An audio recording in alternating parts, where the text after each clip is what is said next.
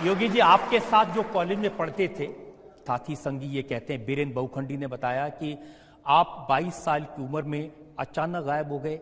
ऐसे वक्त जब लोग आपको प्यार करते थे, आपकी प्रखर बुद्धि की सराहना करते थे, आप बहुत अच्छे स्टूडेंट थे, लेकिन संगी साथियों को छोड़ के, परिवार को छोड़ के अचानक चले गए। देखिए, सच है, लेकिन जीवन का कोई उद्देश्य तो होना चाहिए। वह क्षण अत्यंत कठिन होता है, लेकिन वो मैंने निर्णय लिया। मैंने अपने कॉलेज के दिनों में अखिल भारतीय विद्यार्थी परिषद और इस दुनिया के सबसे बड़े स्वयंसेवी संगठन राष्ट्रीय स्वयंसेवक संघ की कार्यपद्धति को, राष्ट्र के प्रति उनके समर्पण के भाव को देखा तो मेरे मन में आया कि मुझे भी इस दिशा में कार्य करना चाहिए। और उस समय मेरा संवाद और मेरा संपर्क हुआ राम जन्मभूमि मुक्तिज्ञ समिति के अध्यक्ष गोरक्ष पीठाधीश्वर पूज्य महंत विद्यानाथ जी महाराज से। उन्होंने मुझे 2-3 बार गोरखपुर बुलाया, लेकिन मैं चूँकि विद्यार्थी परिषद और राष्ट्रीय स्वयंसेवक संघ के कार्यक्रमों के साथ इतना जुड़ा हुआ था कि समय नहीं मिल पा रहा था।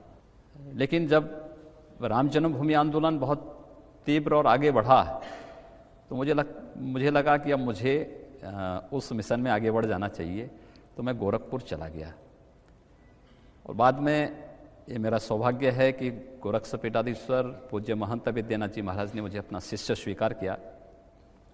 मैंने उनसे संन्यास की दीक्षा ली और फिर एक नाथ योगी के रूप में मैं आया। लेकिन संन्यास लेने के पहले